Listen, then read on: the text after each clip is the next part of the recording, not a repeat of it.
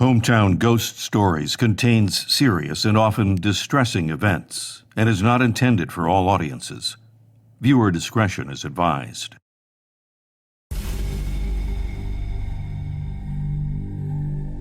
Shams al-Ma'arif was a book written by Ahmad al-Buni. Don't read it. The book is a manual for achieving esoteric spirituality and is generally regarded as the most influential text of its type in the Arabic world. It is also said to be the most dangerous book known to man. Do not read this book.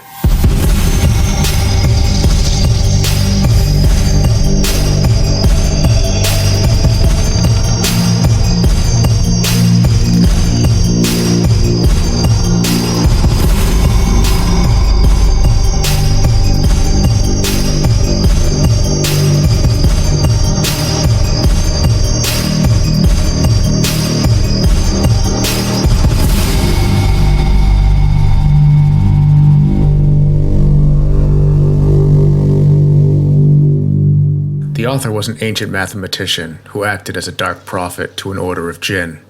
Jinn, or genies as they're known in Western culture, isn't so much the friendly blue smoke magician that comes out of a lamp and grants you 3 wishes.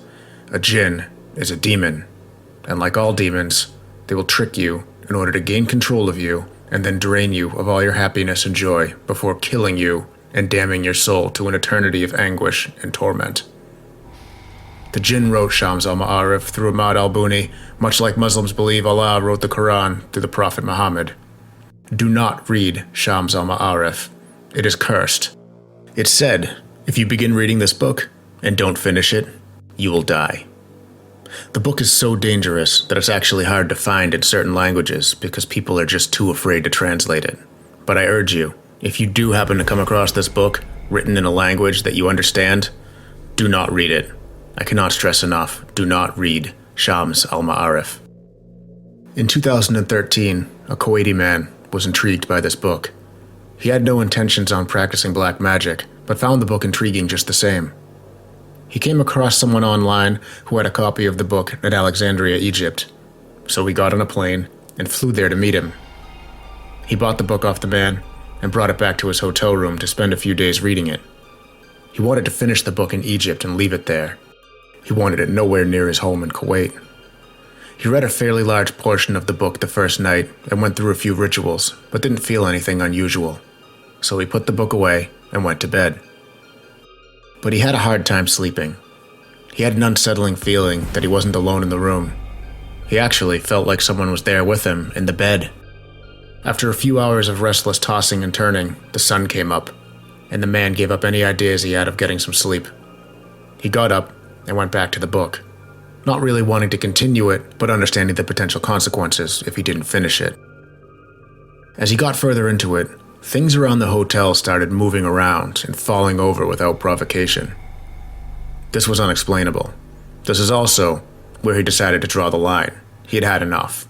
He brought the book back to the man he bought it from and told him to keep the money. He just didn't want the book anywhere near him. He left it with the man and got on the next flight back to Kuwait. When he got back to his home, he began unpacking his suitcase, and when he reached the bottom, he was shocked to find the same copy of Shams al-Ma'arif he'd given back to the man before flying home. He was 100% sure he gave the book back to the man. There was no way it could have been there, but it was. The problem is, once you start the rituals in this book, you bind yourself to the malign spirits who wrote it. The book will never let you go. The following is a video taken by a man by the name of Samar al-Ruhani, a practitioner of black magic. He's performing one of the rituals from Shams al-Ma'arif. I've removed the original audio so you don't have to worry about hearing the text read aloud. If you're not watching, but listening, I'll describe it for you.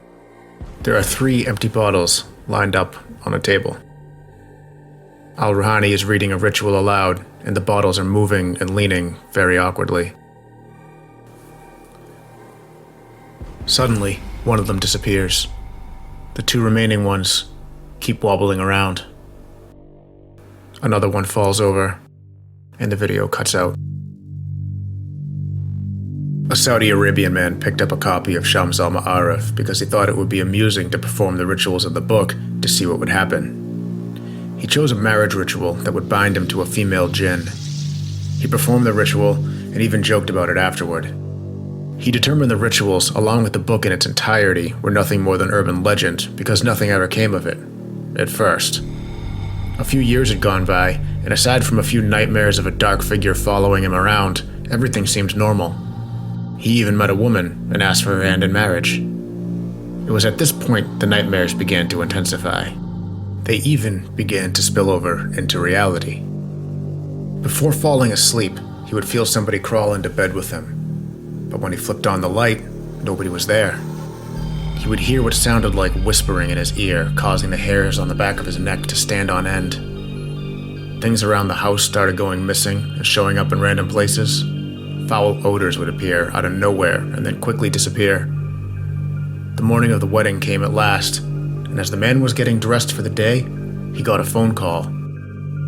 Both of his parents, both of the bride's parents, and the bride-to-be were all killed in 3 separate, unrelated car accidents, all pretty much occurring around the same time. His first bride, the Jinn, was a spiteful bride, and their bond is forever, or until death do us part. Please, don't read Shams al-Ma'arif.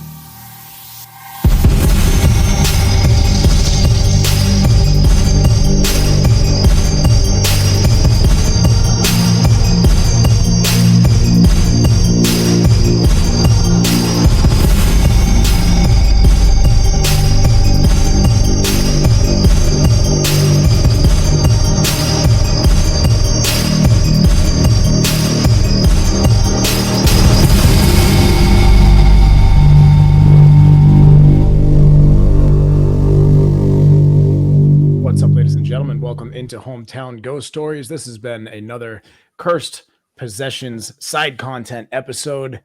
That one was about a book. Yes. Typically, you introduce us. Oh, I'm sorry. I forgot about that. I was when I said that, it was because I couldn't remember exactly how to pronounce the book, so I was hoping Dave would hop in at that point.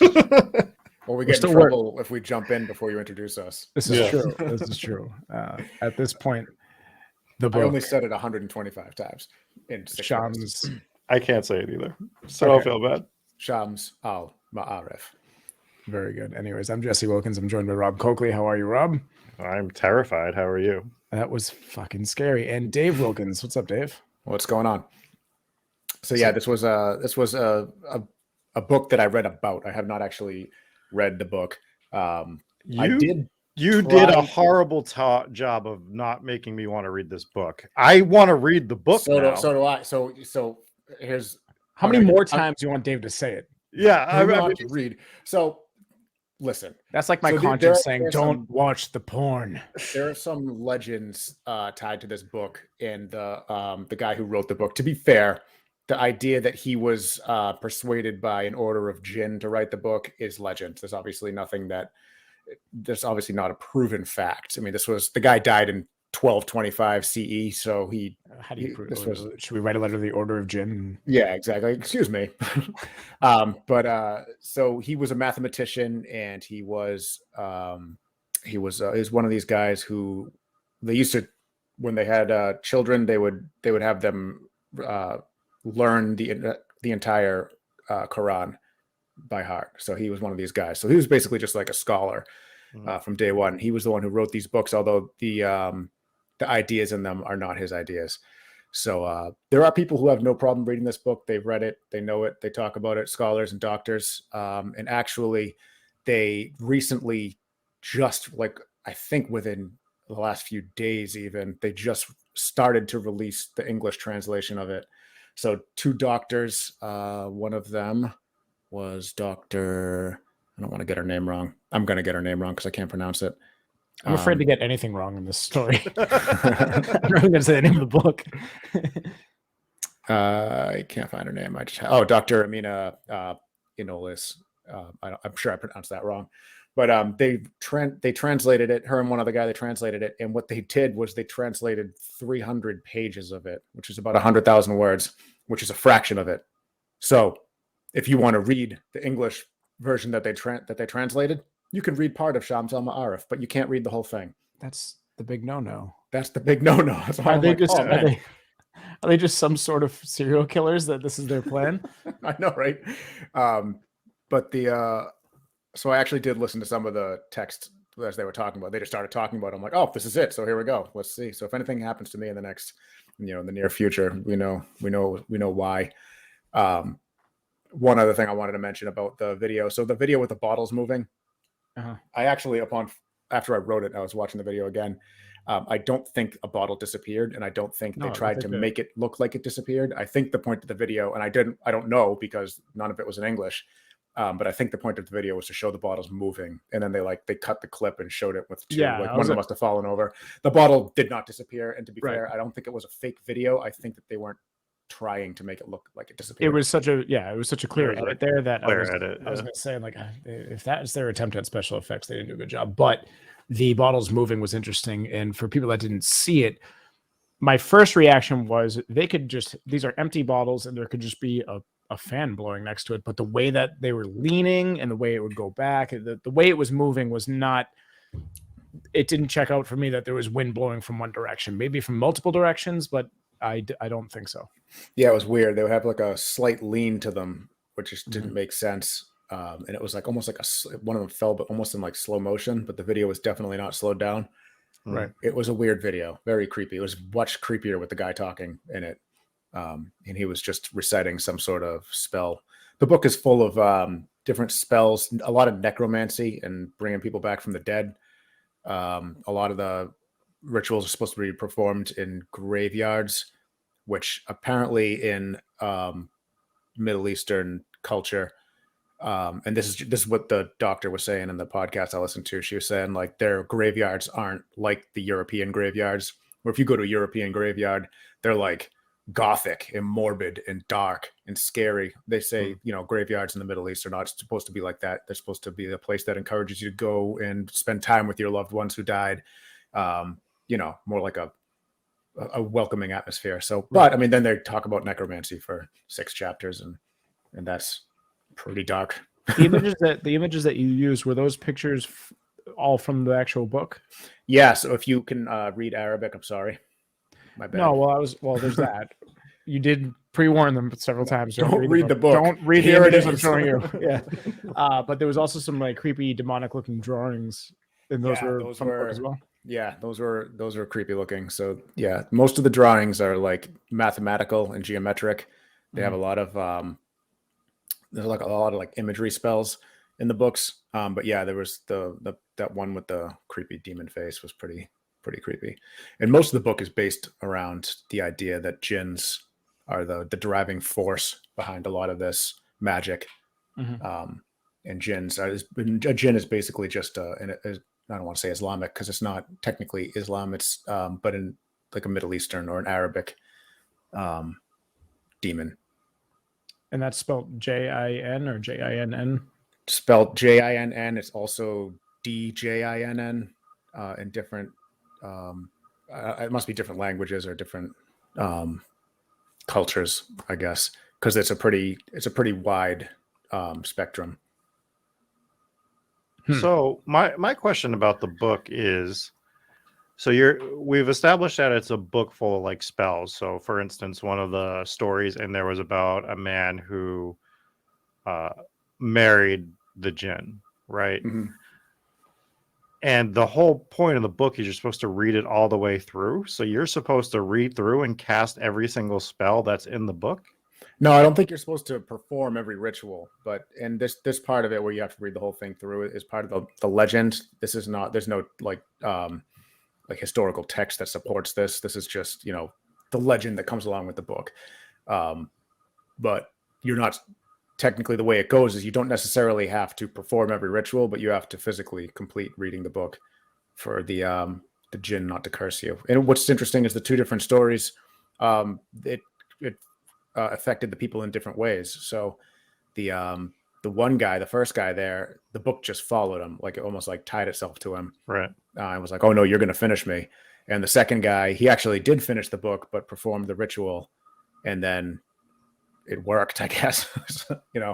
So it's interesting how the tales go. I think the craziest thing of that second story was not necessarily that everyone died in a car accident. It was that everyone died in 3 separate car accidents pretty much at the same time.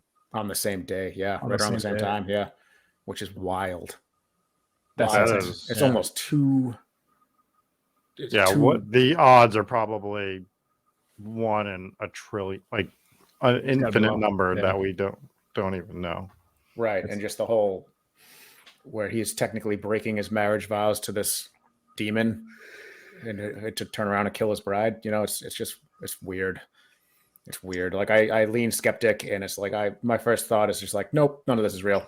But I mean, when you tell, it's hard to like dismiss all those, if it were a stupid haunted object, if it were like the one haunted Harry Potter book in Oklahoma, then I'd be like, that's the dumbest thing I've ever heard. But the fact that this is a book that deals with the topic of demons and jinns and spells and all this crazy shit, like that's where it's like, ooh, it's ancient.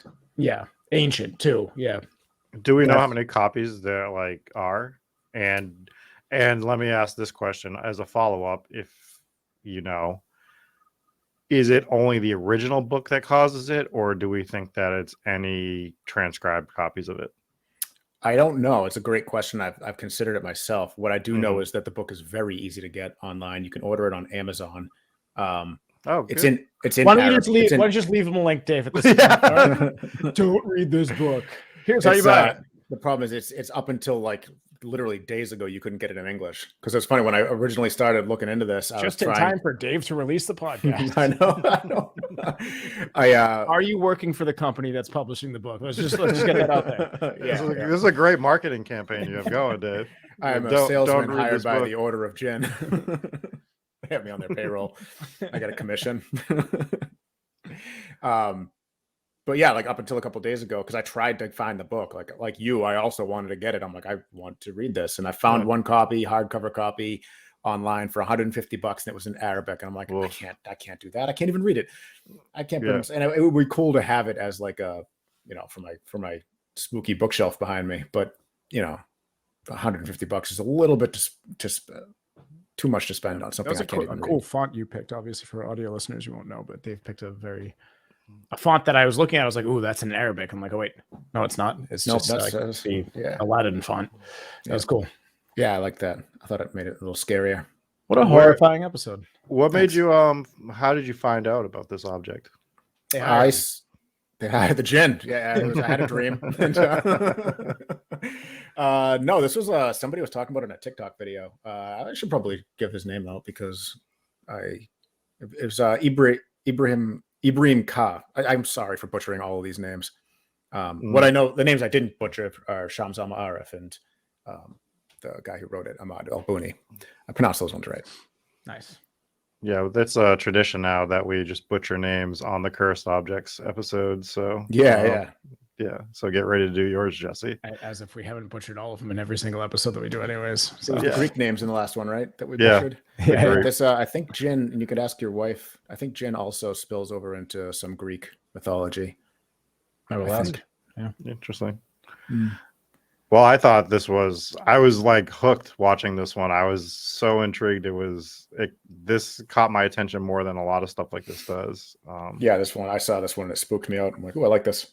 Yeah, that was awesome. Nice job. I think that happens with these cursed objects, though. Like, we talked about it on the Hope Diamond episode, where I'm not sure if you had the same experience, but when I went into that one, I'm like, I'm going to go in and not want to use this one. I'm not going to find enough. And then you just, boom, you get hooked on it. You're like, wow, there's a lot. Is that kind of your experience when you went into this one? I was like, oh, I'm going to find some cool stuff on this book. And I just couldn't find. I found those 2 stories in that one video and just nothing. A lot of the stuff on this that is available on this is not in English. So that was a, insurmountable. That's a hurdle. But, yeah, I thought we were just getting started there, but I guess we can look more into it and do a follow-up in the future. We'll see. Yeah. Well, you said you wanted like 5-10 minutes. That was bringing in at 6.5. Yeah, that was good. Beautiful. Very good. Cool. Well, that was the book. Say it. Say it. Say my name. Shams al-Maharif. Shams al-Maharif. Boom. And mission accomplished. You got me to say it by the end of the episode. Nice job, Dave. That was horrifying and pretty creepy, and kept me interested. Yes. Very cool. Your attention for a whole 6 minutes. Hey, you did it. All right. That'll do it. We'll be back on Tuesday for a brand new episode of Hometown Ghost Stories. Make sure you subscribe, leave reviews, and we'll see you guys at 9 p.m. Eastern Standard Time. Facebook, YouTube, Twitch. We'll be live everywhere. Come check us out. See you guys. Peace.